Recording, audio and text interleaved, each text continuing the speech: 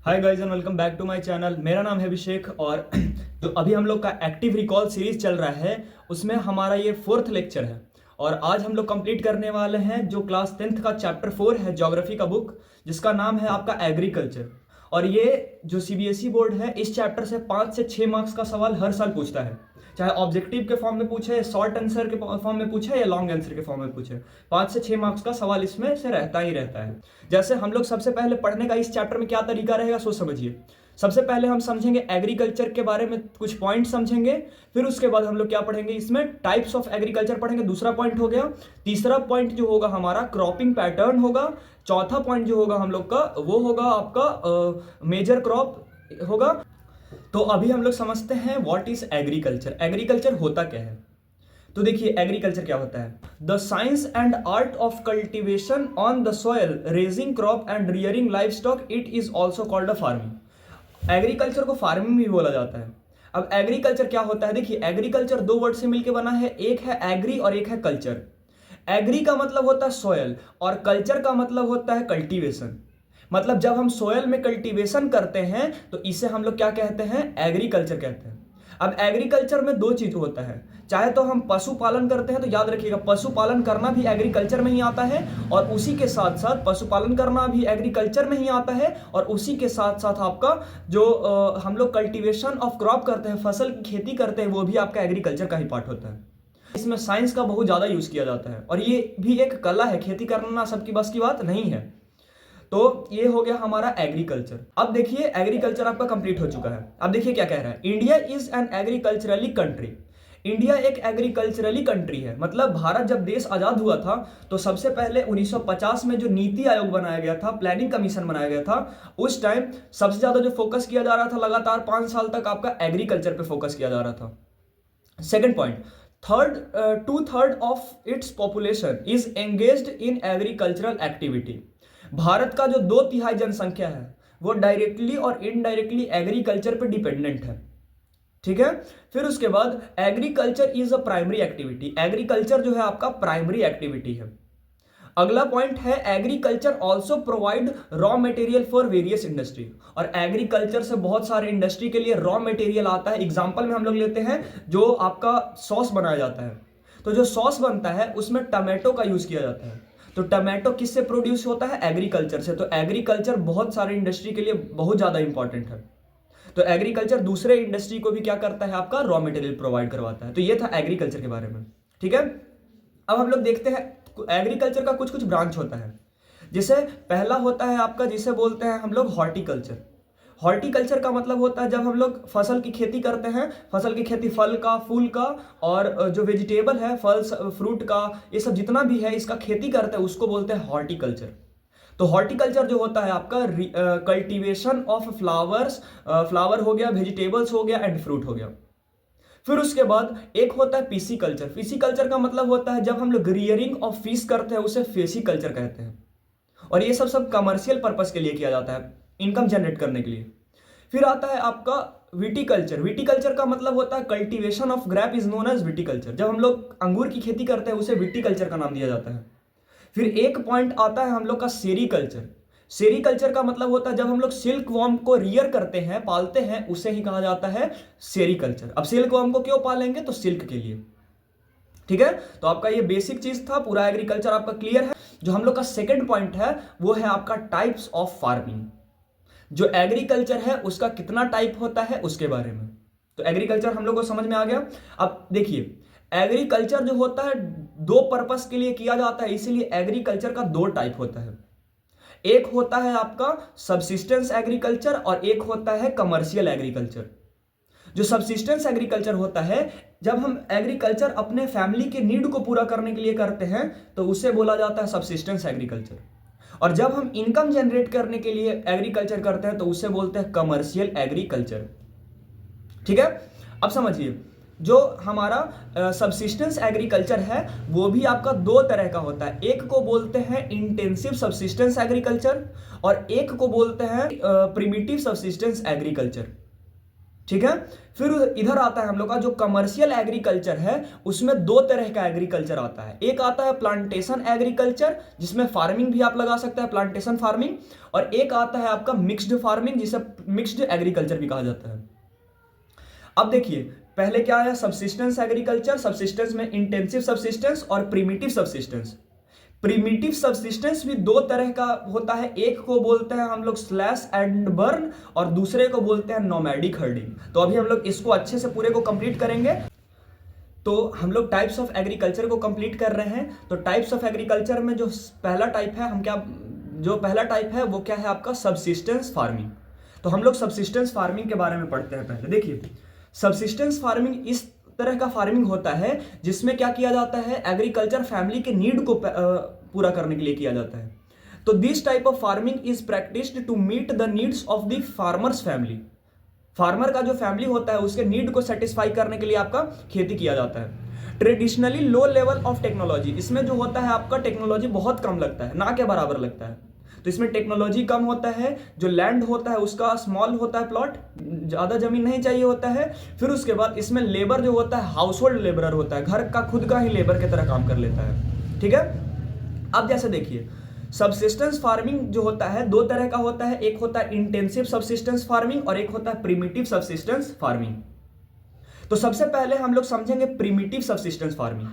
देखिए, primitive subsistence farming जो होता है, primitive subsistence agriculture includes shift cultivation and nomadic herding. जो प्रिमिटिव सबसिस्टेंस फार्मिंग होता है वो उसके अंतर्गत जो होता है दो खेती आता है, एक होता है शिफ्ट कल्टीवेशन और एक होता है आपका नॉमेडिक हर्डिंग। तो प्रिमिटिव जो हमारा सबसिस्टेंस फार्मिंग है उसके बारे में समझते हैं। देखिए, primitive subsistence agriculture practised on a small patch of land. इसमें छोटी सी जमीन की भूमि चाहिए होती है, छोटी सी भूमि चाहिए होती है। फिर इसमें क्या कहा जा रहा है कि with the help of the primitive tools like हो, डॉ and digging stick and family community labour. Mechanise जो करने का तरीका होता है, मशीन इसमें यूज नहीं होता है, इसमें खुद का बनाया हुआ टूल्स यूज होता है। टूल्स का नाम है जैसे आपका हो गया, डॉ हो गया, फिर उसके बाद डिगिंग स्टिक हो गया, जैसे खुद का बनाया हुआ टूल्स होता है। फिर उसके बाद it is slash and burn agriculture. इसके अंदर क्या आता है, स्लैश एंड बर्न एग्रीकल्चर आता है। तो पहले समझिए स्लैश एंड बर्न किसको कहते हैं, या इसको शिफ्ट कल्टीवेशन भी बोला जाता है। तो देखिए, shift cultivation it is practised in thickly forest area. जहां पे ज्यादा फॉरेस्ट एरिया होता है वहां पे आपका क्या खेती किया जाता है, शिफ्ट कल्टीवेशन किया जाता है। फिर उसके बाद क्या है आपका कि एरिया अमेज़न बेसिन में किया जाता है, फिर उसके बाद ट्रॉपिकल अफ्रीका में किया जाता है, और कुछ कुछ साउथ ईस्ट के पार्ट में किया जाता है, साउथ ईस्ट एशिया जो है उसके पार्ट में किया जाता है, और नॉर्थ ईस्ट इंडिया में, भारत का जो नॉर्थ ईस्ट इंडिया है वहां पे किया जाता है। अब शिफ्ट कल्टीवेशन में होता क्या है सो समझिए। इसमें होता है a plot of land is cleared by felling the tree and burning them. The ash are then mixed with the soil and crops. अब क्या किया जाता है सो समझिए। एक मान के चलिए हमारे पास फॉरेस्ट है, तो फॉरेस्ट में क्या किया जाता है, पेड़ को काटा जाता है पहले, और पेड़ जितना दूर काटा जाता है छोटे से भूमि को काट के हटाया जाता है, और फिर उसमें क्या किया जाता है, आग लगा दिया जाता है, मतलब उसको बर्न कर दिया जाता है।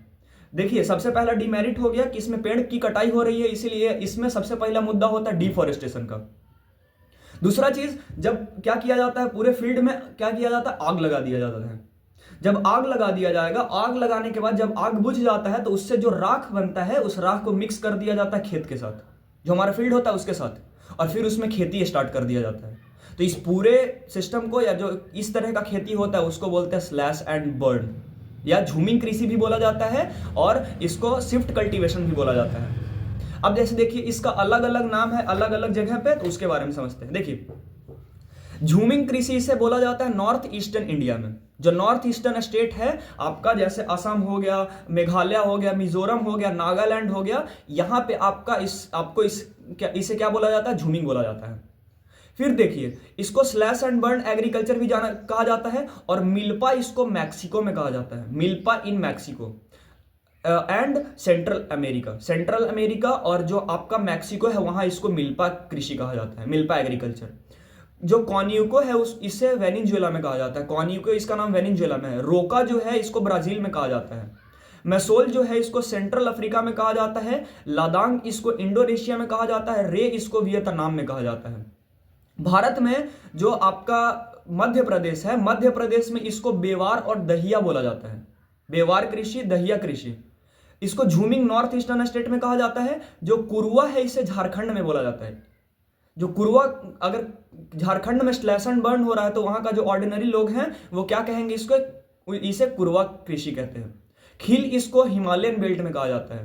पोडू और पेंडा इसको आंध्र प्रदेश में कहा जाता है। फिर उसके बाद पामाडाबी, कोमण और ब्रिंगा इसको उड़ीसा में कहा जाता है। कुमारी इसको वेस्टर्न घाट में कहा जाता है। और वलरे और वल्ट्रे इसको साउथ ईस्टर्न राजस्थान में कहा जाता है।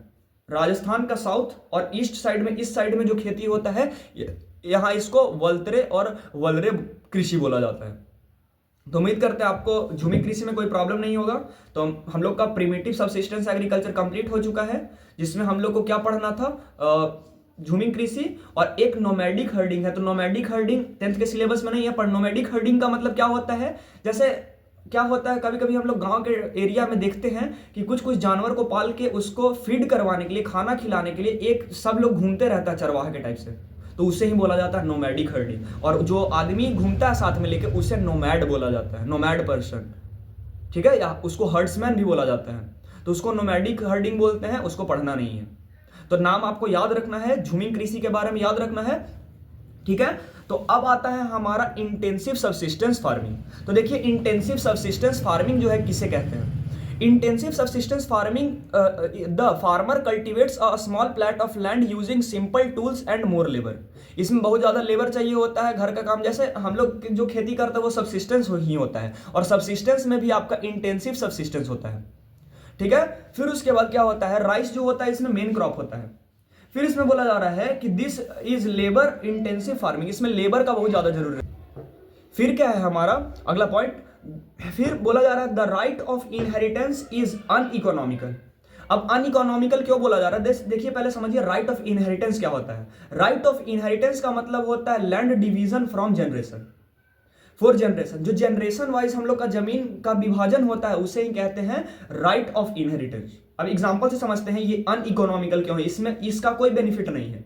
एग्जांपल के लिए समझते हैं, एक जो पर्सन है उसका 2 बच्चा है, तो एक पर्सन का 2 बच्चा है और उसके पास 2 हेक्टर जमीन है, तो वो 2 हेक्टर जमीन को क्या करेगा, 1 हेक्टर एक पर्सन को देगा, दूसरे बच्चे को 1 हेक्टर देगा, तो 2 हेक्टर उसका डिस्ट्रीब्यूट हो गया। अब मानते हैं कि ये जो एक्स पर्सन है इसके 3 बच्चे हैं, तो इसको ये भी जो 1 हेक्टर इसके पास लैंड है उसको भी फर्दर 3 पार्ट में डिवाइड करके फिर क्या करेगा, अगले अपने जनरेशन को देगा। तो इससे क्या हो रहा है, जनरेशन वाइज बढ़ तो रहा है खेत, पर लास्ट टाइम में जो खेत है वो बहुत कम बच रहा है, और कम खेती हो रहा है, तो कम खेती पे हम लोग इकोनॉमिकली अच्छा खेती नहीं कर सकते हैं। जब कम खेती रहेगा हमारे पास तो उसमें हम लोग क्या करेंगे, अपने फैमिली के नीड पूरा करने के लिए करेंगे। पर किसी आदमी के पास बहुत ज्यादा लैंड है तो वो क्या करेगा, अपना कमर्शियल फार्मिंग कर सकता है उस पर इनकम जनरेट करने के लिए। तो जब ज्यादा भूमि होगा तो आपका कमर्शियल एग्रीकल्चर होगा, जब कम भूमि होगा तो आपका सब्सिस्टेंस एग्रीकल्चर होगा, ठीक है। फिर ये हो गया हमारा, तो आपका ये कंप्लीट है। तो अब हम लोग का एग्रीकल्चर का दूसरा टाइप समझने का बारी है, तो उसको हम लोग समझते हैं। दूसरे टाइप का क्या नाम है आपका, कमर्शियल फार्मिंग। तो देखिए, in commercial farming crops are grown and animal are reared for sale in market. इसमें प्रॉफिट के लिए क्या किया जाता है, जानवर को पाला जाता है और चाहे तो खेती किया जाता है। अगर मार्केट में बेच के उसका इनकम जनरेट करना है तो उस तरह के फार्मिंग को कमर्शियल फार्मिंग कहते हैं। The area cultivated and the amount of capital used is large. इसमें जितना भी एरिया होता है, लार्ज एरिया भी होता है। अगर आप कमर्शियल एग्रीकल्चर करना चाहते हैं तो उसमें इनपुट भी ज़्यादा आपको डालना पड़ेगा। जब इनपुट आएगा फिर उसके बाद उससे आउटपुट आता है। फिर उसके बाद most of work is done by machine. इसमें जितना भी काम होता है मशीन के द्वारा होता है। फिर commercial farming includes commercial grains, like इसमें ज़्यादातर जो भी खेती होता है मिक्स्ड फार्मिंग के लिए होता है और प्लांटेशन एग्रीकल्चर के लिए होता है। इसमें HYV का बहुत ज़्यादा यूज़ किया जाता है, मतलब इनपुट में HYV, फर्टिलाइजर, पेस्टिसाइड, वीडिसाइड, इस सब का बहुत ज़्यादा यूज़ किया जाता है। फिर उसके बाद plantation is also type of commercial farming इसमें हो गया। और प्लांटेशन एग्रीकल्चर क्या होता है, तो प्लांटेशन और the type of commercial farming. Plantation commercial farming का टाइप है, इसमें एक क्रॉप को बड़े लेवल पे क्या किया जाता है, कल्टीवेट किया जाता है। और जो प्लांटेशन, अब देखिए अगला पॉइंट प्लांटेशन एग्रीकल्चर के बारे में। जो प्लांटेशन एग्रीकल्चर किया जाता है असम और नॉर्थ वेस्ट बंगाल है, जो वेस्ट बंगाल में है, वहां पे चाय को चाय का खेती बहुत ज़्यादा किया जाता है। कर्नाटका में कॉफ़ी का खेती किया जाता है। फिर रबर जो है मलेशिया में खेती किया जाता है। कॉफ़ी जो है ब्राज़ील में किया जाता है। टी श्रीलंका और इंडिया में किया जाता है। ये सब यहाँ का प्लांटेशन क्रॉप है। ठीक है, तो ये हमारा प्लांटेशन एग्रीकल्चर भी खत्म हो गया, कमर्शियल एग्रीकल्चर भी खत्म हो गया। अब अगला टॉपिक जो हमारा आता है उसका क्या नाम है, क्रॉपिंग पैटर्न। तो समझिए पहले क्रॉपिंग पैटर्न किसको कहते हैं। जैसे क्रॉपिंग पैटर्न का मतलब होता है, जो क्रॉप होता है, फसल होता है, फसल का खेती करने का टाइम भी फिक्स होता है कि इस टाइम से इस टाइम के बीच में इस फसल का खेती करेंगे तो क्या होगा, हमारा अच्छा खेती होगा। तो ये पैटर्न फिक्स है कि हमको अगर चावल का खेती करना है तो चावल गर्मी के टाइम में होगा क्योंकि उसको ज़्यादा पानी चाहिए होता है, और व्हीट जो है ठंडे के टाइम में हम लोग कर सकते हैं क्योंकि उसको क्या कम पानी चाहिए होता है राइस के कंपेरिजन में। अगर हम राइस का खेती ठंडे के टाइम में करें तो वो हमारे लिए ज़्यादा बेनिफिशियल नहीं होगा। इसलिए क्रॉपिंग पैटर्न क्या होता है, इंडिया में जो क्रॉपिंग सीजन है वो 3 पार्ट में बांटा गया है, रबी क्रॉप, खरीफ क्रॉप और जैद क्रॉप। अब समझिए रबी क्रॉप क्या होता है, पैटर्न क्या होता है। A crop pattern is the sequence and arrangement of crop grown on a piece of land. एक पीस ऑफ लैंड पे खेती करने का वह तरीका जो कि सीक्वेंस में हो और उसका अरेंजमेंट हर साल उसी तरीके से पैटर्न फॉलो हो, उसे ही कहा जाता है, और एक फिक्स टाइम के लिए उसे ही कहा जाता है क्रॉपिंग पैटर्न। तो भारत में क्रॉपिंग पैटर्न 3 है, रबी क्रॉप, खरीफ क्रॉप और जैद क्रॉप। पहले समझते हैं रबी क्रॉप के बारे में। तो देखिए, rabi crop are sown in winter. Rabi crop को बोया कब जाता है, विंटर में, ठंडे के टाइम में। कौन से मंथ के बीच में, अक्टूबर से दिसंबर के बीच में। और काटने का जब फसल का टाइम आता है तो वो आपका अप्रैल से जून के बीच में। मतलब इसको कोई भी फसल जब बोया जा रहा है आपका अक्टूबर से दिसंबर के बीच में, और काटने का उसका टाइम आ रहा है आपका अप्रैल से जून के बीच में, तो वो क्रॉप रबी क्रॉप है। Some important rabi crop are wheat. Wheat हो गया, बार्ले हो गया, पी हो गया, ग्राम्स हो गया, फिर उसके बाद मस्टर्ड हो गया। ये सब जो है आपका रबी क्रॉप है। फिर उसके बाद through these crop are grown in large part of India. और ये सब जो है स्टेपल डाइट है। स्टेपल डाइट का मतलब खाने में ज़्यादा यूज़ किया जाता है। तो ये सब क्या किया जाता है, बहुत ज़्यादा पार्ट में यूज़ किया जाता है। ठीक है, जैसे north and north western part जो है, सच एज पंजाब हो गया, हरियाणा हो गया, हिमाचल प्रदेश हो गया, जम्मू कश्मीर हो गया, उत्तराखंड हो गया, उत्तर प्रदेश हो गया, ये सब में क्या होता है, व्हीट और अदर रबी क्रॉप का बहुत ज़्यादा यूज़ होता है। जैसे राजस्थान है तो राजस्थान में राइस का खेती नहीं हो सकता क्योंकि उसे ज़्यादा पानी चाहिए होता है, राजस्थान में उतना पानी है नहीं। पर वही जहां पे पानी हो रहा है, एग्जांपल में नॉर्थ ईस्टर्न स्टेट जो है, मेघालय है, उधर अगर पानी हो रहा है अच्छा खासा तो वहां चावल का खेती हो सकता है। ठीक है, ability of precipitation during winter months due to the western temperate cyclone helps in the success of this crop. और अगर पानी भी चाहिए होता है हल्का फुल्का तो किसके कारण आ जाता है, वेस्टर्न टेम्परेट साइक्लोन के कारण थोड़ा कंडीशन बनता है बारिश का, फिर विंटर के टाइम में क्या हो जाता है, हमारा सक्सेसफुल हो जाता है फसल। ठीक है, फिर आता है हमारा खरीफ क्रॉप। देखिए फसल का नाम याद रखना है कि यह फसल इस क्रॉप में आता है। अब आता है खरीफ क्रॉप। खरीफ क्रॉप को कब बोया जाता है, जून जुलाई में, गर्मी के टाइम में। और इसको काटने का जो टाइम आता है आपका ऑनसेट ऑफ मॉनसून, जब बोया जाता है, बोने का टाइम कब होता है, जब मॉनसून का स्टार्टिंग होता है, onset of monsoon. In different part of the country this are harvested in September and October. और काटने का जो टाइम आता है आपका सितंबर से अक्टूबर के बीच में।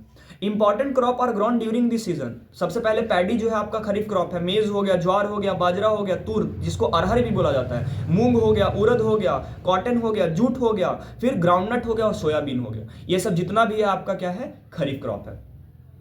अब लास्ट आता है जैद क्रॉप। जैद क्रॉप कुछ ऐसा है नहीं। जैद क्रॉप क्या होता है, रबी क्रॉप और खरीफ क्रॉप के बीच का कोई टाइम होता है, 1 महीना, 2 महीना, 3 महीना। उस टाइम में जो फसल 1-2 महीना में आ जाता है उसे ही क्या कहते हैं, जैद क्रॉप। तो in between the rabi and kharif, kharif और रबी के बीच में छोटा सा सीजन जिसमें क्या होता है, समर के टाइम में, लगभग जैद जो है समर के टाइम में ही आता है, तो इसे जैद कहते हैं। एग्जांपल में वाटरमेलन, जो वाटरमेलन हो जाता है गर्मी में आ जाता है हमारा, मस्क मेलन हो गया, कुकुम्बर हो गया, वेजिटेबल हो गया, और फॉडर क्रॉप जो हो गया कुकुम्बर, और कुछ कुछ वेजिटेबल जो हो गया आपका जैद क्रॉप में आता है। ठीक है, तो आपका रबी क्रॉप, खरीफ क्रॉप और जैद क्रॉप क्लियर है। हम लोग का जो अगला कॉन्सेप्ट है वो आपका है मेजर क्रॉप, कि भारत में सबसे ज्यादा किस क्रॉप का खेती होता है, और खेती होता है तो उसके लिए कितना टेम्परेचर चाहिए, कितना रेनफॉल चाहिए। तो अब हम लोग को कंप्लीट करना है मेजर क्रॉप। तो देखिए मेजर क्रॉप क्या होता है। Major crop are grown in India, जो भारत में सबसे ज्यादा जो खेती किया जाता है उसे ही मेजर क्रॉप कहा जा रहा है। आर राइस, राइस हो गया आपका, व्हीट हो गया आपका, मिलेट्स हो गया आपका, पल्सेस हो गया आपका, टी हो गया, कॉफी हो गया, शुगर केन हो गया, ऑयल सीड हो गया, कॉटन हो गया, एंड जूट ईटीसी, ये सब आपका मेजर क्रॉप है। सबसे पहले कंप्लीट करते हैं हम लोग राइस को। देखिए राइस एक स्टेपल फूड है, ठीक है, स्टेपल फूड क्रॉप है। इसका सबसे ज्यादा खाना में सबसे ज्यादा मात्रा में राइस का यूज किया जाता है। Our country is second largest producer of rice in the world after China. सबसे ज्यादा जो खेती होता है राइस का चाइना में होता है, चाइना के बाद हम लोग लीडिंग प्रोड्यूसर हैं। तो लीडिंग प्रोड्यूसर जो आपका चाइना है, फिर सेकंड पे हम लोग आते हैं। थर्ड जो पॉइंट है, इट इज खरीफ क्रॉप। ये एक खरीफ क्रॉप है, मतलब इसे कब बोया जाएगा, जून जुलाई में। तो ये खरीफ क्रॉप है। इसको जो सनशाइन चाहिए, टेम्परेचर चाहिए, 25 डिग्री से ज़्यादा टेम्परेचर चाहिए होता है, एंड हाई ह्यूमिडिटी, और जो एटमोसफेयर है उसमें ह्यूमिडिटी होना चाहिए, एंड एनुअल रेनफॉल, कम से कम जो रेनफॉल होना चाहिए आपका 100 सेंटीमीटर से ज़्यादा का रेनफॉल होना चाहिए। Irrigation support rice growth in the low rainfall area. जहां जैसे देखिए ग्रीन रिवॉल्यूशन जब चला था, तो ग्रीन रिवॉल्यूशन का मुद्दा क्या था या एम क्या था कि जहां खेती नहीं हो पा रहा है वहां भी खेती को प्रोग्रेस करना है, देश को बढ़ाने के लिए।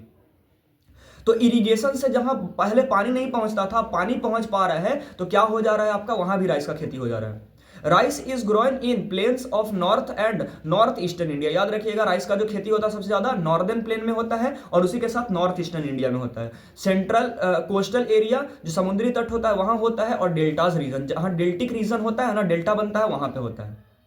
सेकेंड क्रॉप, मेजर क्रॉप में आता है हमारा वीट। तो वीट जो है आपका सेकेंड मोस्ट इंपॉर्टेंट जो सिरिलिक्स क्रॉप है इन इंडिया। राइस के बाद वीट आ गया। Major food crop in north and north western region. North के साइड में जो भारत का नॉर्थ रीजन है और नॉर्थ वेस्ट इधर राजस्थान, हरियाणा, पंजाब हो गया, सबसे ज्यादा वीट का खेती इधर ही किया जाता है। फिर उसके बाद क्या हो गया आपका कि rabi crop need a cool growing season. जैसे अभी ठंडा का टाइम चल रहा है, तो अभी जो खेती होना चाहिए, जो खेती होता है हमारे गेहूं का, तो गेहूं के खेती उसी तरीके से यहाँ भी कूल ग्रोइंग सीजन चाहिए। एम्पल सनशाइन, सनशाइन ठीक ठाक चाहिए, ज़्यादा भी नहीं चाहिए और कम भी नहीं चाहिए, पकते टाइम पे इससे ज़्यादा चाहिए होता है। इसको जो बारिश चाहिए 50 से 70 सेंटीमीटर के बीच में बारिश हो जाना चाहिए एनुअल रेनफॉल। कहीं का अगर एनुअल रेनफॉल 50 से 70 सेंटीमीटर का है तो आपका खेती अच्छा खासा हो जाएगा। ठीक है, जैसे there are 2 wheat growing zone in the country, the Ganga Sutlej plain, फिर in the north west and black soil region in the Deccan plateau. तो जो डेक्कन ट्रैप है वहां पे जो ब्लैक सोयल है वहां पे अच्छा खासा खेती होता है आपका गेहूं का, और ऊपर में गंगा सतलज जो है वहां पे गंगा सतलज प्लेन, यहाँ पे अच्छा खासा होता है। The major wheat producing state, Bharat में जो सबसे ज्यादा वीट का खेती होने वाला राज्य है वो कौन कौन सा है, तो आपका पंजाब हो गया, हरियाणा हो गया, उत्तर प्रदेश हो गया, मध्य प्रदेश हो गया, बिहार हो गया और राजस्थान हो गया। ठीक है, तो हम लोग का राइस कंप्लीट है, वीट कंप्लीट है। थर्ड जो मेजर क्रॉप आता है उसे मिलेट्स कहते हैं। तो मिलेट्स जो है आप समझिए, मिलेट्स में 3 फसल आता है, ज्वार हो गया, बाजरा हो गया, रागी हो गया। Jowar, bajra, ragi are the important millets growing in India. Bharat में इसी को कहा जाता है, मतलब 3 ही क्रॉप है मिलेट्स में आता है जो कि सबसे ज्यादा खेती किया जाता है, और they are high nutritional value. इस देखिए इसमें न्यूट्रिशन बहुत ज्यादा होता है। फिर देखिए ragi is very rich in iron and calcium. जो रागी होता है उसमें आयरन का मात्रा और कैल्शियम का मात्रा बहुत अच्छा खासा होता है। Jowar is the third most important food crop with respect to the area and production. जो थर्ड आता है इसमें जैसे ज्वार हो गया, बाजरा हो गया, रागी हो गया, तो जो ज्वार है आपका तीसरा मोस्ट इंपॉर्टेंट क्रॉप है। जैसे पहले राइस, फिर वीट, फिर उसके बाद क्या आ गया, ज्वार हो गया। अब इसमें क्या होता है कि with respect to area and production is mostly grown in most area. जहां पे आपका आर्द्रता होगा, जो वायुमंडल है उसमें पानी का मात्रा होगा, वहां अच्छा खासा ज्वार का खेती होगा। मेजर ज्वार प्रोड्यूसिंग स्टेट, ज्वार का सबसे ज्यादा खेती कहां होता है, कर्नाटका हो गया, महाराष्ट्र हो गया, आंध्र प्रदेश हो गया, मध्य प्रदेश हो गया। बाजरा जो हो गया grow well on Sandy soil, इसको बालुई मिट्टी चाहिए होता है बाजरा के लिए, and shallow black soil, black soil पे भी हो सकता है। मेजर बाजरा प्रोड्यूसिंग स्टेट, बाजरा का कहाँ खेती होता है, राजस्थान का, उत्तर प्रदेश हो गया, महाराष्ट्र हो गया, गुजरात हो गया एंड हरियाणा हो गया। तो अब हम लोग इतना पढ़ चुके हैं कि मेजर प्रोड्यूसिंग जो स्टेट है, तो बाजरा का कहाँ कहाँ खेती होता है अच्छा खासा, ये हो गया कंप्लीट। अब हम लोग रागी को पढ़ते हैं। Ragi is a crop of dry region and grow well in the red, black, sandy, loamy and shallow black soil. Ragi जो होता है ड्राई एरिया के लिए खेती, ड्राई एरिया भी है तो वहाँ रागी का खेती अच्छा खासा हो जाएगा। इससे मिट्टी कैसा चाहिए, रेड सोयल हो सकता है, सैंडी सोयल हो सकता है और ब्लैक सोयल हो सकता है। ये सब हो गया। मेजर रागी प्रोड्यूसिंग स्टेट जो आपका कर्नाटका हो गया, तमिलनाडु हो गया, हिमाचल प्रदेश हो गया, उत्तराखंड हो गया, सिक्किम हो गया, झारखंड हो गया और अरुणाचल प्रदेश हो गया। फिर अगला जो हमारा आता है वो है मेज। मेज जो है it is a crop which is used both as a food and fodder. Maize जो है हमारा, उसको हम लोग भी खाते हैं और मतलब गाय को चारा देने में भी क्या कर सकते हैं, हम लोग यूज कर सकते हैं। मतलब किसी भी एनिमल को चारा के रूप में, फॉडर के रूप में भी यूज कर सकते हैं। ये एक खरीफ क्रॉप है, मतलब गर्मी के टाइम का है ये। Which require temperature between 21 degree Celsius से 27 डिग्री सेल्सियस के बीच का टेम्परेचर चाहिए होता है, और grow in old alluvium soil. जो पुराना एल्यूवियल सोइल है वहां पे अच्छा खासा इसका खेती हो सकता है, जो बहुत पहले का एल्यूवियल सोइल है। In some state like Bihar, Bihar में मेज जो होता है आपका रबी सीजन में भी हो सकता है, मतलब ठंडे के टाइम में भी हो सकता है। फिर उसके बाद मेज प्रोड्यूसिंग स्टेट और कर्नाटका, सबसे ज्यादा कर्नाटका में खेती होता है। मध्य प्रदेश हो गया, उत्तर प्रदेश हो गया, बिहार हो गया, आंध्र प्रदेश हो गया, तेलंगाना हो गया। ठीक है, तो मेज भी कंप्लीट हो गया। तो हम लोग का राइस, व्हीट, फिर उसके बाद मिलेट्स, मिलेट्स में भी ज्वार, बाजरा, रागी, और फिर उसके बाद मेज, मेज भी कंप्लीट हो चुका हम लोग का। अब आता है दाल के बारे में, मतलब पल्सेस। तो देखिए, India is the largest producer as well as the consumer of pulses in India. Bharat में अच्छा खासा पल्स का खेती हो जाता है, और जो खेती होता है उसमें से अच्छा खासा हम ही लोग कंज्यूम कर लेते हैं। दाल का भी बहुत ज्यादा यूज किया जाता है। Major source of protein in a vegetarian diet, अगर मान के चलिए कोई आदमी वेजिटेरियन है तो वो अपना प्रोटीन पूरा करने के लिए दाल को क्या कर सकता है, कंज्यूम कर सकता है। मतलब दाल में प्रोटीन बहुत अच्छा खासा होता है।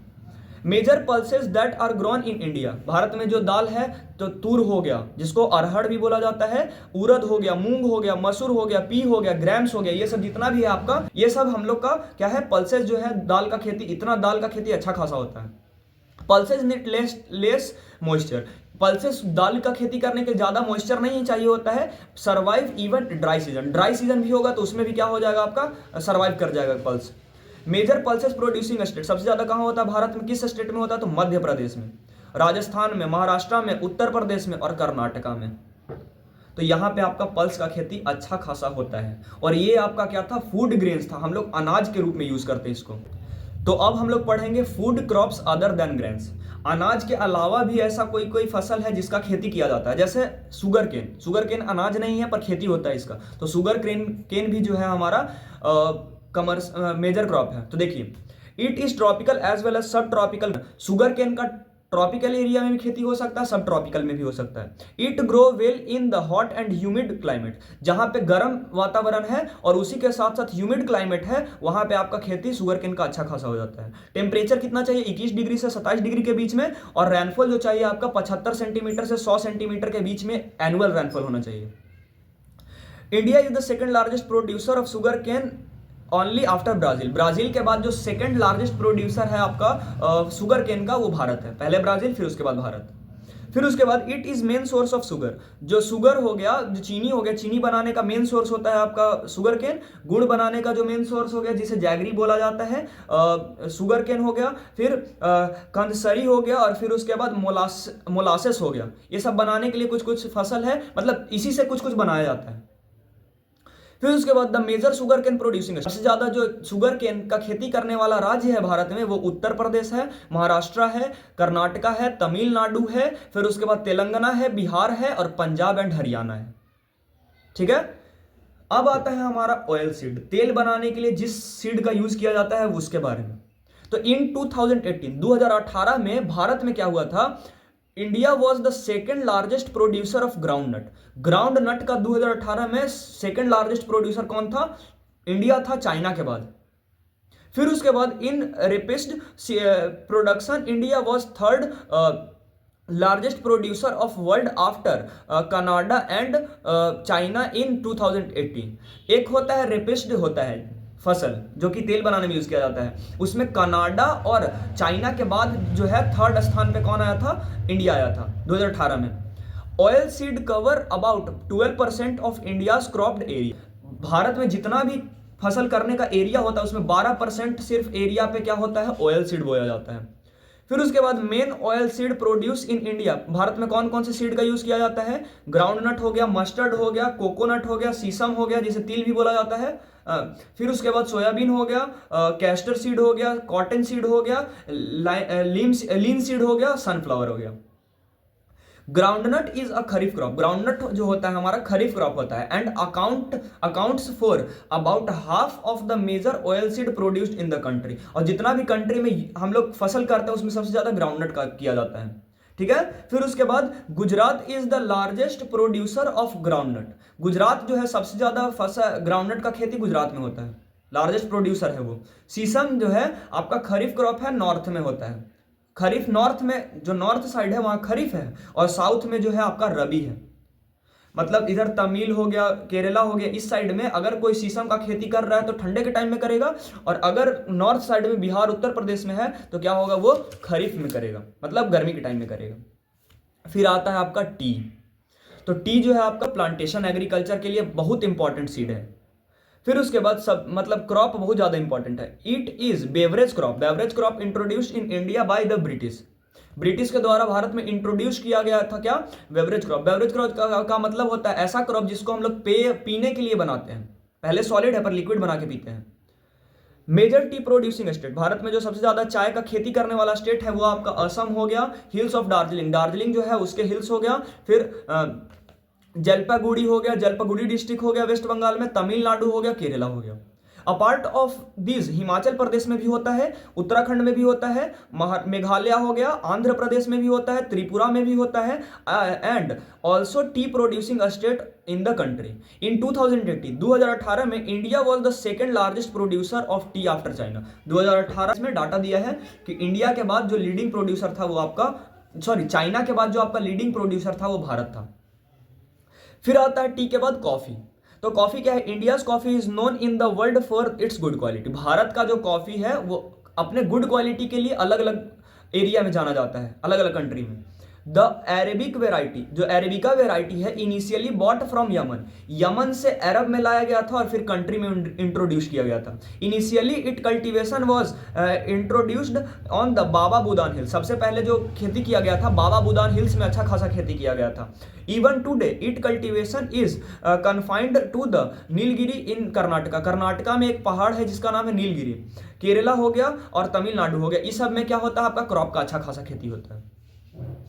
अब आता है हम लोग का हॉर्टिकल्चर क्रॉप। हॉर्टिकल्चर में हम लोग क्या पढ़ेंगे कि जो का एग्जांपल के लिए एप्पल जो है कहाँ खेती होगा, मैंगो का कहाँ अच्छा खासा खेती होता है, तो हम लोग फ्रूट्स के बारे में कुछ कुछ पढ़ेंगे। तो इन 2080 India was the second largest producer of fruit and vegetable in the world after China. China के बाद 2018 में भारत सेकेंड स्थान पे आया था किसमें, जो आपका फ्रूट है और फ्लावर का खेती करने में, वेजिटेबल का खेती करने में। India is the producer of tropical as well as temperate fruit. Bharat में टेम्परेट फ्रूट का भी खेती किया जाता है और ट्रॉपिकल फ्रूट का भी खेती किया जाता है। मैंगोस ऑफ महाराष्ट्र, जो मैंगो है, आम है आपका महाराष्ट्र का, आंध्र प्रदेश का, तेलंगाना का, उत्तर प्रदेश का, वेस्ट बंगाल का, are in the most demand in the world over. Bharat मतलब पूरे वर्ल्ड में मैंगो इन स्टेट का अच्छा खासा जाना जाता है। जो ऑरेंज है आपका नागपुर का हो गया और चेरा पूंजी का हो गया मेघालय में। बनाना आपका केरला का, बनाना जो है केरला का फेमस है। फिर उसके बाद आपका लीची और जो गुआवा हो गया, लीची और जो गुआवा हो गया वो उत्तर प्रदेश और बिहार का फेमस है। फिर उसके बाद ग्रेप्स ऑफ आंध्र प्रदेश, जो आंध्र प्रदेश है उसका ग्रेप्स, आंध्र प्रदेश, तेलंगाना और महाराष्ट्र जो है उसका ग्रेप्स फेमस हो गया। जो आपका एप्पल्स हो गया, पीर्स हो गया, एप्रिकॉट हो गया, वेलनट हो गया, ये सब जम्मू कश्मीर का और हिमाचल प्रदेश का फेमस है। These all are the very great demand in the world over, और ये सब का बहुत ज्यादा दूसरे दूसरे देश में भी डिमांड रहता है। तो अब हम लोग का आता है non food crop. Non food crop का मतलब ऐसा क्रॉप जो कि हम लोग खाने के लिए यूज नहीं करते हैं। जैसे एग्जांपल के लिए रबर के बारे में पढ़ेंगे, कॉटन के बारे में पढ़ेंगे और जूट के बारे में पढ़ेंगे। फिर इसके बाद हम लोग पढ़ेंगे टेक्नोलॉजिकल इंस्टीट्यूशन एंड रिफॉर्म्स, फिर चैप्टर खत्म हो जाएगा भूदान ग्रामदान के बारे में। तो देखिए रबर के बारे में, it is an equatorial crop. Rubber जो है आपका इक्विटोरियल क्रॉप है, but under a special condition, पर कुछ कुछ स्पेशल कंडीशन मिलने पर यह क्या होता है, ट्रॉपिक और सब ट्रॉपिकल एरिया में भी हो सकता है। रिक्वायर मोस्ट, इसको मोस्ट क्लाइमेट चाहिए, ह्यूमिड क्लाइमेट, आर्द्रता चाहिए, और जो रेनफॉल होना चाहिए 200 सेंटीमीटर से ज्यादा होना चाहिए एक साल में। टेम्परेचर लगभग 25 डिग्री चाहिए। रबर जो है आपका इंपॉर्टेंट इंडस्ट्रियल रॉ मटेरियल है। रबर बहुत सारे इंडस्ट्री के लिए क्या है, रॉ मटेरियल है। मेनली ग्रोइन इन केरला, रबर का खेती केरला में होता है, तमिलनाडु में होता है, कर्नाटका में होता है और अंडमान एंड निकोबार में होता है। Island of Garo hills of Meghalaya, Meghalaya का गारो हिल्स जो है वहां पे भी होता है। फिर उसके बाद fibre crop, non food crop में रबड़ हम लोग पढ़ चुके हैं। अब आता है फाइबर क्रॉप, जो कि हम लोग धागा बनाने में यूज करते हैं। तो सबसे पहले आता है कॉटन हो गया, जूट हो गया, हेम्प हो गया, नेचुरल सिल्क हो गया। ये सब क्या होता है, धागा बनाने में यूज किया जाता है। तो cotton, jute, hemp and natural silk are the 4 major crops grown in India. Bharat में इन्हीं चारों का खेती ज्यादातर किया जाता है। रियरिंग ऑफ सिल्क वर्म, तो हम बता चुके हैं सिल्क वर्म को क्या किया जाता है, पाला जाता है सिल्क के लिए, उसे ही सेरीकल्चर कहा जाता है। अब कॉटन के बारे में समझते हैं। Cotton originated in India, vital raw material for the textile industry. जो टेक्सटाइल इंडस्ट्री है कपड़ा बनाने में, उसमें कॉटन का बहुत ज्यादा यूज किया जाता है। इन 2017 रैंक्ड सेकंड, 2017 में चाइना के बाद सबसे ज्यादा जो कॉटन का खेती हुआ था आपका भारत में हुआ था। फिर उसके बाद सोयल जो है कैसा होना चाहिए, ब्लैक सोयल होना चाहिए, डेक्कन प्लेट्यू में रहता है। हाई टेम्परेचर चाहिए और लाइट जो होना चाहिए, रेनफॉल होना चाहिए, लाइट रेनफॉल, ज्यादा रेनफॉल नहीं होना चाहिए, कम रेनफॉल होना चाहिए, सनशाइन बहुत ज्यादा होना चाहिए। और ये खरीफ क्रॉप है, कॉटन खरीफ क्रॉप है। कम से कम इसको मैच्योर होने में, अगर खेती हुआ तो 6 से 8 महीना इसको मैच्योर होने में लगता है। 210 दिन तक इसको फ्रॉस्ट नहीं लगना चाहिए, मतलब पाला रहित, इसको 210 दिन तक पाला नहीं लगना चाहिए। और मोस्ट कॉटन प्रोड्यूसिंग स्टेट जो आपका महाराष्ट्र हो गया, गुजरात हो गया, मध्य प्रदेश हो गया, कर्नाटका हो गया, आपका आंध्र प्रदेश हो गया, तेलंगाना हो गया, तमिलनाडु हो गया, पंजाब हो गया, हरियाणा हो गया, उत्तर प्रदेश हो गया। ये सब में सबसे ज्यादा कॉटन का खेती किया जाता है। ठीक है, फिर आता है हमारा जूट। तो जूट क्या है समझिए। तो देखिए, जूट भी एक फाइबर क्रॉप है। It is known as golden fibre, jute को गोल्डन फाइबर भी कहा जाता है। Jute grow well on well drained fertile soil in the flood plain where soil are renewed everywhere. जो जूट का खेती करने के लिए आपका ड्रेन्ड फर्टाइल सोयल चाहिए। मतलब ड्रेन्ड फर्टाइल सोयल का मतलब पानी आते समय से पानी बदलते रहे। मतलब कोई लैंड है, वहां पे पानी आ रहा है, फिर बदल रहा है, फिर पानी आ रहा है, वो ड्रेन होते जा रहा है, तो उस तरह की खेती होता है। टेम्परेचर हाई चाहिए इसको। वेस्ट बंगाल हो गया, बिहार हो गया, असम हो गया, उड़ीसा हो गया, मेघालय हो गया, ये मेजर जूट प्रोड्यूसिंग स्टेट है। और इसका पूरा खेती करने से लेकर पूरा प्रोसेस करने तक बहुत ज्यादा कॉस्ट पड़ जाता है, इसीलिए इसका मार्केट में वैल्यू गिरते जा रहा है। तो ड्यू टू हाई कॉस्ट, इसका हाई कॉस्ट के कारण losing the market to synthetic fibre. अब क्या हो जा रहा है, इसका वैल्यू गिरते जा रहा है। और यूज क्या किया जा रहा है, पॉलिथीन यूज किया जा रहा है, नैलून यूज किया जा रहा है, ये सब यूज किया जा रहा है। ठीक है, अब चैप्टर का जो लास्ट टॉपिक है वो क्या है समझिए, technological and institutional reform. Technological and institutional reform का मतलब, जब देश आजाद हुआ था तो देश को क्या करना था, डेवलप करना था। तो अगर एग्रीकल्चर पे फोकस किया जा रहा है तो कुछ टेक्नोलॉजी आना चाहिए ताकि एग्रीकल्चर में मदद हो सके। कुछ इंस्टीट्यूशनल रिफॉर्म आना चाहिए, जैसे जमींदारी सिस्टम को एबॉलिश किया गया। हाई कंसंट्रेशन ऑफ लैंड एक आदमी के पास में रहता था, उसको नियम बना के क्या किया गया, बांट दिया गया। तो इस तरीके से कुछ रिफॉर्म लाया गया। तो बोला जा रहा है collectivisation and consolidate of a land holdings to make them economically valuable, cooperation and abolition of zamindari system. पहले जमींदारी सिस्टम को एबॉलिश किया गया। फिर उसके बाद ग्रीन रिवोल्यूशन चला था, इसमें टेक्नोलॉजी प्रोवाइड करना था खेती करने के लिए, अच्छा कैनाल बनाना था, ट्रैक्टर, ये सब हो गया। धीरे धीरे इंप्रूवमेंट होने लगा। फिर उसके बाद क्या दिया गया, टेक्नोलॉजी अच्छा खासा आ गया। अभी देखिए हम लोग के पास खेती करने के लिए अच्छा खासा टेक्नोलॉजी है। फिर व्हाइट रिवोल्यूशन में क्या करना था कि मिल्क का प्रोडक्शन बढ़ाना था। तो व्हाइट रिवोल्यूशन मिल्क का प्रोडक्शन बढ़ाने के लिए, जो ग्रीन रिवोल्यूशन है वो खेती करने के लिए अच्छा खासा। फिर देखिए, the government of India embarked upon introducing agricultural reform to improve Indian agriculture in 1960s and 1970। 1960 से 1970 के बीच में जो आप भारत का एग्रीकल्चर, उसको सुधारने के लिए बहुत अलग अलग तरह का रिफॉर्म लाया गया था। एस्टेब्लिश द ग्रामीण बैंक एस्टेब्लिश किया गया, कोऑपरेटिव सोसाइटी बनाया गया, बैंक खोला गया। ये सब जितना भी है आपका, सब इसी टाइम ज्यादा इस पर फोकस किया गया था। कोऑपरेटिव सोसाइटी, जैसे फार्मर 10 फार्मर मिलके, 15 फार्मर मिलके क्या कर रहा है, एक फार्मर का हेल्प करना चाह रहा है, तो वो कोऑपरेटिव सोसाइटी बना लिए, फार्मर कोऑपरेटिव हो गया वो। किसान क्रेडिट कार्ड सरकार के द्वारा लाया गया। जो पर्सनल एक्सीडेंट इंश्योरेंस स्कीम है, PAIS हो गया, ये सरकार के द्वारा लाया गया। इसमें क्या था, RS 2 lakh crore credit to 2.5 crore farmers. 2 lakh crore रुपया क्या करना था, 2.5 करोड़ फार्मर्स को क्या करना था, क्रेडिट करना था, उधार देना था खेती करने के लिए। फिर उसके बाद देखिए, यहां ध्यान दीजिए, provision of crop insurance, crop का इंश्योरेंस किया गया अगेंस्ट ड्रॉट मतलब सूखा पड़ जाए तो उसमें फार्मर का हेल्प करने का मदद कौन करता है, गवर्नमेंट करेगा। फ्लड में, साइक्लोन में, ये सब जितना भी आग लग गया, ये सब में सरकार मदद करता है। चैप्टर का जो टॉपिक है टेक्नोलॉजिकल एंड इंस्टीट्यूशनल रिफॉर्म में भी लास्ट टॉपिक है ग्रामदान एंड भूदान। तो ग्रामदान एंड भूदान पढ़ने के बाद चैप्टर खत्म। तो देखिए, ग्रामदान और भूदान क्या था पहले समझिए। ग्रामदान और भूदान क्या था? ग्रामदान का मतलब होता है कोई भी जमीन हम क्या कर दिए, दान दे दिए गांव के लिए। और भूदान का मतलब किसी एक आदमी को हम अपना जमीन दे दिए फ्री में, तो उसको भूदान कहते हैं। तो भूदान और ग्रामदान क्यों हुआ था सो समझाते हैं। तो देखिए ग्रामदान और भूदान क्या था समझिए। ग्रामदान और भूदान का मतलब था कि क्या होता था, देश आजाद होने के बाद जब अंग्रेज लोग के द्वारा जमींदारी सिस्टम लाया गया था, तो किसी एक आदमी के पास बहुत सारा जमीन रहता था। जिससे क्या होता था, एक आदमी जो जमींदार है वो क्या करता था, अपना खेती करके अपने आप को क्या करता था, अपना रिचनेस बढ़ाता था। तो अब एक आदमी का रिचनेस बढ़ रहा है, अगर वही लैंड ढेर सारे लोगों के पास रहे तो क्या हो जाएगा, सब लोगों का विकास होगा और एग्रीकल्चर पे भी क्या होगा, फोकस होगा अच्छा खासा। सब लोग करेंगे एग्रीकल्चर तो फोकस होगा। तो क्या किया गया था, इसमें गांव और अपना जमीन कुछ लोग क्या किए थे, दान दे दिए थे गांव के लिए, और कोई कोई किसी एक आदमी को दे दिए थे खेती करने के लिए या रहने के लिए। तो देखिए महात्मा गांधी डिक्लेयर विनोबा भाव। जो महात्मा गांधी थे वो क्या थे, विनोबा भाव को डिक्लेयर किए थे क्या, स्पिरिचुअल हायर। मतलब महात्मा गांधी के बहुत करीब थे विनोबा भाव। महात्मा गांधी के का जो विचार रहता था, आइडियोलॉजी रहता था, वो क्या करते थे, विनोबा भाव प्रोड्यूस करते थे। मतलब कहीं जाके प्रवचन टाइप का देना होता है ना, तो वो इंट्रोड्यूस करवाते थे। He also participated in satyagraha as one of the foremost satyagrahi. जितना सत्याग्रह बना उसमें भी बहुत ज्यादा सपोर्ट था विनोबा भाव का। फिर उसके बाद he was one of the votaries of Gandhi's concept of Gram Swarajya. इनका जैसे देखिए गांधी जी जो थे गांव को बहुत डेवलप करवाना चाहते थे, तो गांव का डेवलपमेंट करवाना चाहते थे महात्मा गांधी। तो उन्हीं से इंस्पायर्ड कौन थे, विनोबा भाव। तो विनोबा भाव भी जहां जाते थे वहां ग्राम स्वराज्य के लिए क्या करते थे, स्पीच देते थे। आफ्टर गांधी जी विनोबा भाव अंडरटुक पद यात्रा। फिर महात्मा गांधी के डेथ करने के बाद जो विनोबा भाव है वो पद यात्रा करते थे। और पद यात्रा करते करते क्या हुआ कि ये अपना लेक्चर देने आंध्र प्रदेश के पोचमपल्ली में जाते हैं।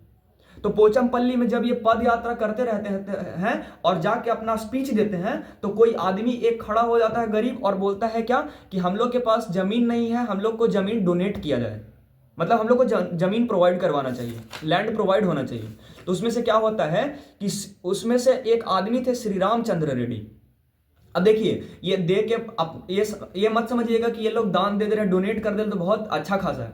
उस टाइम क्या चल रहा था, जब नियम लाया गया था तो सरकार खुद छीन रहा था। तो ये लोग सोच रहे थे कि अगर हमसे सरकार लेगा उससे अच्छा हम दे रहे हैं, तो ये भी इनका अच्छाई था, तो ये दे दिए थे। ठीक है, तो समझिए सडनली श्री रामचंद्र रेड्डी, जो श्री रामचंद्र रेड्डी थे, वो उसमें से खड़ा होकर क्या करते हैं, अपना 80 एकड़ जो लैंड है वो 80 एकड़ लैंड 80 फार्मर में डिस्ट्रीब्यूट कर देते हैं जिनके पास जमीन नहीं है। तो हर एक आदमी को एक एकड़ दिया जाता है, इसे ही बोलते हैं भूदान। अपना क्या कर दिए, अपना लैंड को दान दे दिए एक फार्मर में, लैंडलेस लेबर में। फिर लेटर ही travelled and introduce his ideas widely over the India. फिर कोई कोई क्या करता था, एक पूरा बहुत ज्यादा जमीन दान दे देता था गांव के लिए, उसको बोला जाता था ग्राम दान।